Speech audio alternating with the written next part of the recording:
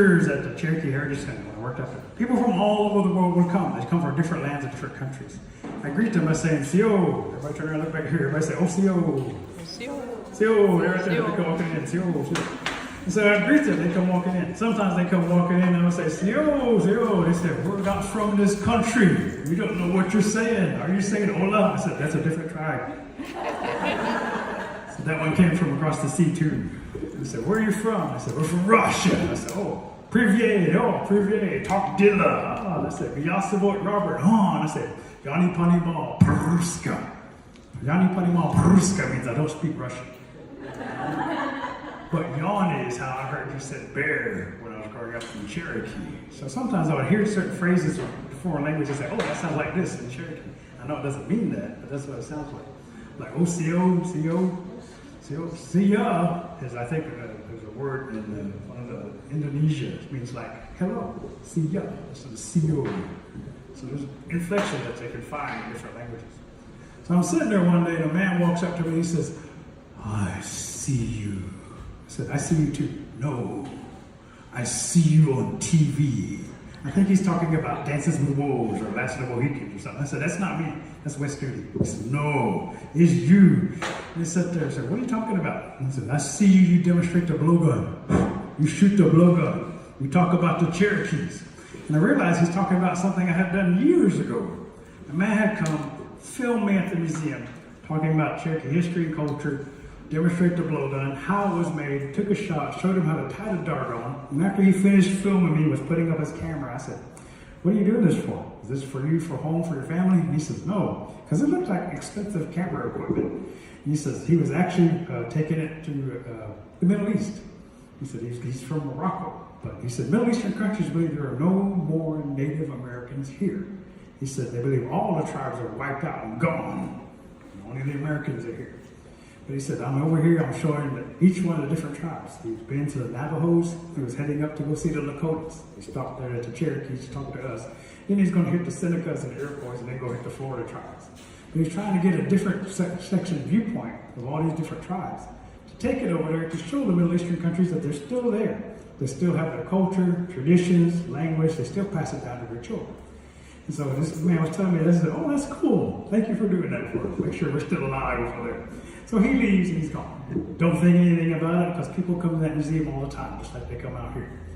And then 5 years later, this man standing in front of me said, "I see this in Morocco." I said, "Really?" He said, 8 million people see this. I said, "Really?" Nobody over here saw it. I guess that's okay. And I said, "Where are you from? Your language is different. Are you from Morocco?" He said, No. I'm from Poland." I said, "Oh, really?" Well, sometimes I greet people when they come in from different countries and their language just to surprise them a little bit, make them feel a little bit at home.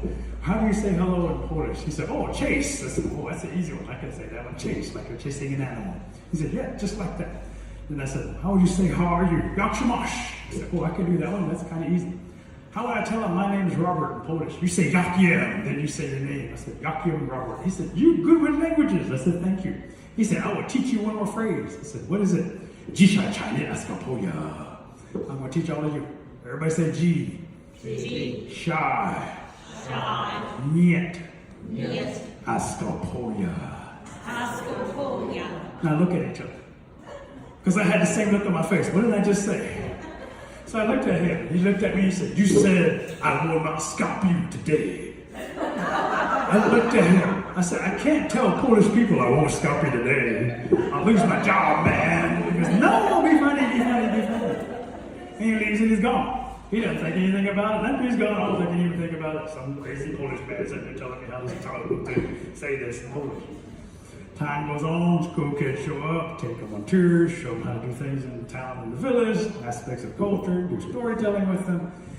3 months go by.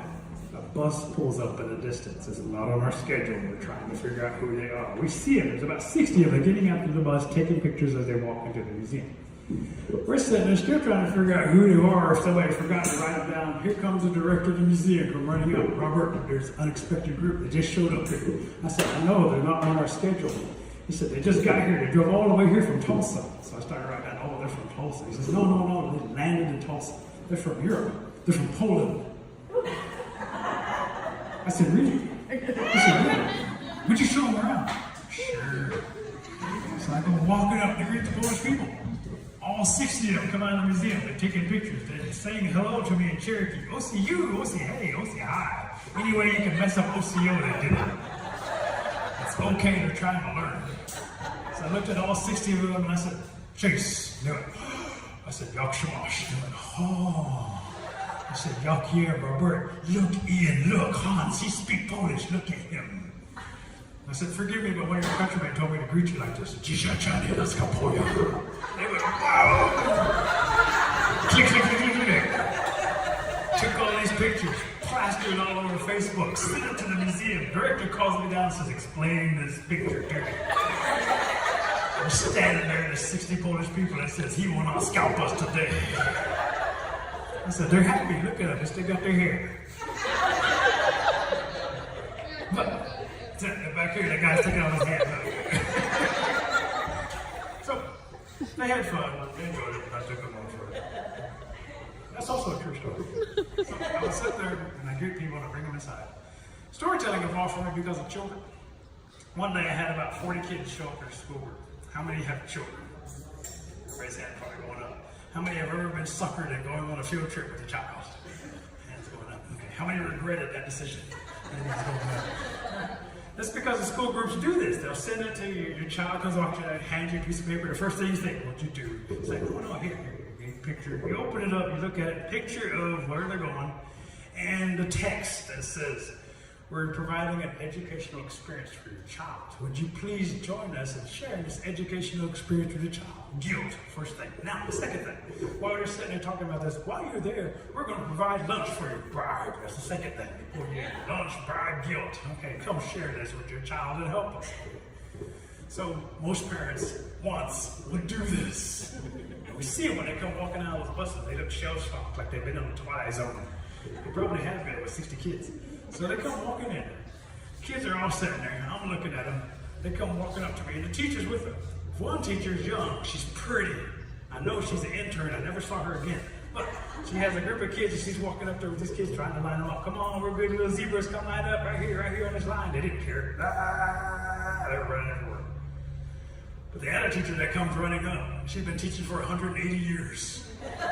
She taught everybody. Chief of police, mayor, city council. They're scared to death of her. And she knew it. And those kids all came in, lips closed.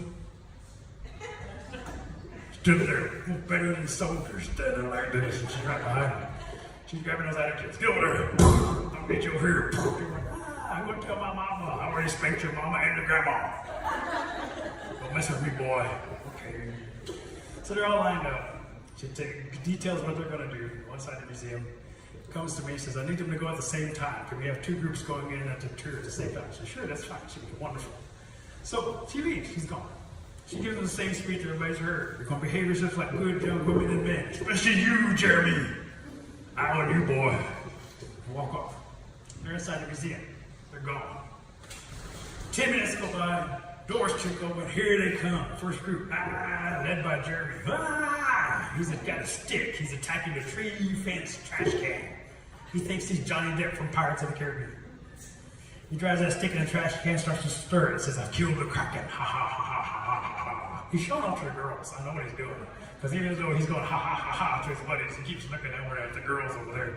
And the girls are all looking at him like this. You're weird. But he's oblivious to it because he's fourth grade. He's a boy. There's bees in the trash can, just like you see that yellow jacket that's flying around out here. And they're getting disturbed by his stirring in the trash can. And we can hear them. They're starting to crawl out. His buddies do this. Whoa, I'm out of here, Jeremy. Not Jeremy. Ha ha ha ha ha. Then we hear this sound.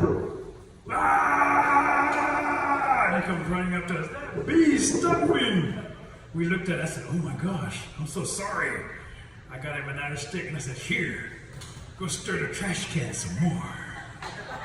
Because as natives, if we had done something that's George Boy says, that's stupid without thinking, our parents like, well, here, do it again. I burned myself. What were you doing? I was playing with matches. Here, do it again. Now I'm going to put you on YouTube. Look at all the hits I'm getting. Indians set themselves on fire. So I'm sitting there. He comes running out. He still got the stick. He's gotten over his bee sting. A car pulls up in the distance. A man gets out. Remarkably, he looks like Jeremy, but with a beard. He's got that dad walk that looks like when he's lost and trying to find your child and heard something bad about you.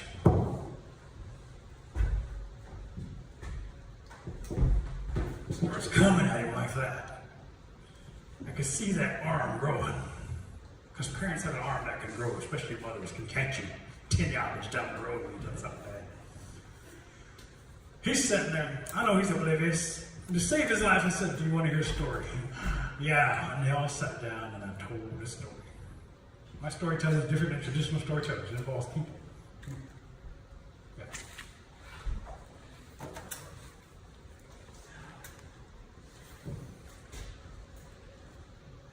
Turtle is the swiftest animal in the world. One turtle came crawling out like this.